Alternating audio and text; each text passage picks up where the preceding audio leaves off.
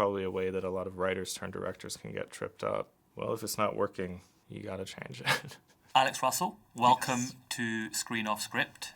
We're here today to talk about your feature debut, Lurker, which you wrote and directed. Can you first just tell me what drew you to this story and why you wanted this to be your first feature? Yeah, I don't think that anything else could have been the first feature. I think it was an exercise of write what you know, which was, all these characters I've seen many times over in different forms, just living in LA, and they're sort of archetypes to me. So I think I wanted to explore some feeling I had about it all, which was sort of this nauseous, humor that the movie is all about. And I think I wanted to sort of just purge this feeling I had about being in LA and being around the music scene and, seeing sort of the magnetism shift around, groups of friends and artists, and it just sort of blossomed from there. You've got a background in music journalism, right? A bit, yeah. Yeah.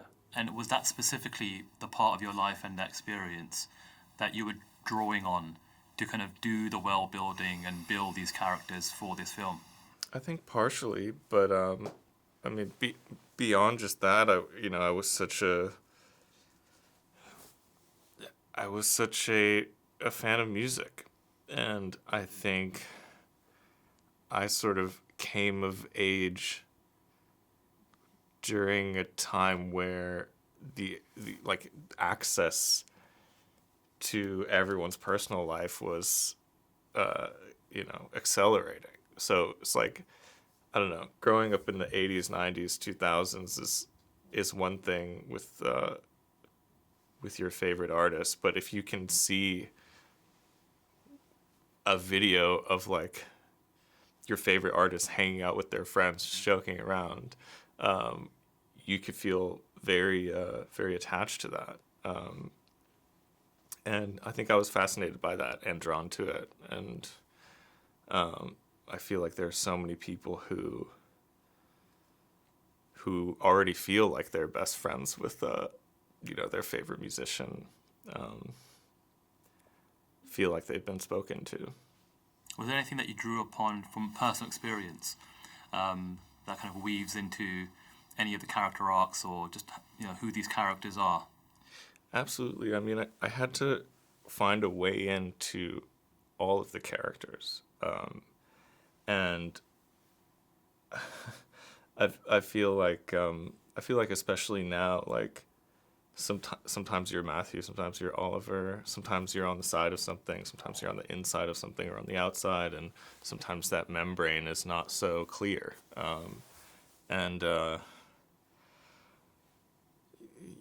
It's I probably drew from my experiences just growing up and being around all different kinds of people. But yeah, so I mean, specifically this movie, so much of it was like a thought experiment. Like, I'd been in these rooms before, but so much of it was sort of the fantasy of well, what if you said this at the right time, or what if you I think that's very relatable to any fan of something. Is well, how would I prepare for this moment if I were to cross paths with someone who's privately very important to me. You've obviously worked on some massive TV shows, from The Bear and Beef. What did, if any, of those experiences do to help you when working on this feature debut film? Well, I should say that I wrote this movie before I worked on either of those shows, and in a major way, the script was the reason I ended up working on those shows because it was my sample at the time. And Interesting. Okay. actually, the creators of both shows were at different times helping me with the movie. And that's sort of how I ended up working with them on these shows. I'm just like, I'm always absorbing anything from anyone I'm working with, as far as, even just casting. How does someone decide what is a good performance in a tape, for example? Like, I was new to a lot of non-writing activities and tastes that I didn't develop yet. So seeing how people evaluate an actor, or how people decide on who should shoot something. I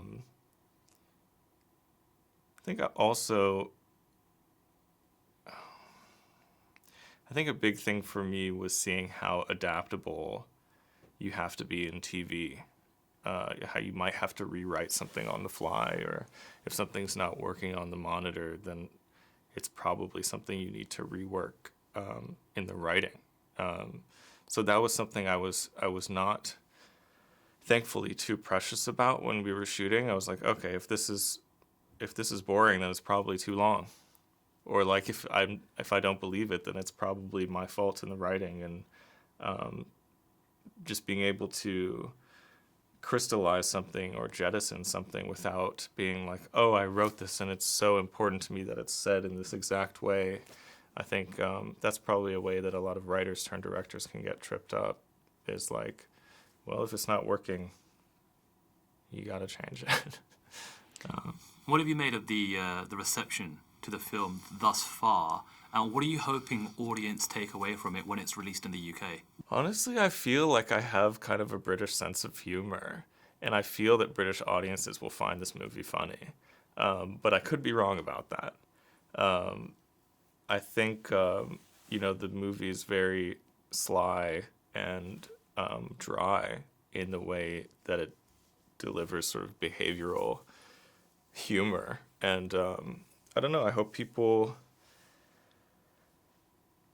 like it. What have I made of the reception so far is I don't know, I'm very flattered to, like, anytime I hear someone have sort of the feeling or the reaction that I was kind of going for, or this feeling that I was trying to, like, explore myself. People feel that on the back end of watching this movie, and that's very, very satisfying. Or as would people have more interesting interpretations of the movie. Well, I thoroughly enjoyed it. Thank you so much. And I hope it does very well when it's in cinemas in the UK. I hope so too. Thank you. Thank you.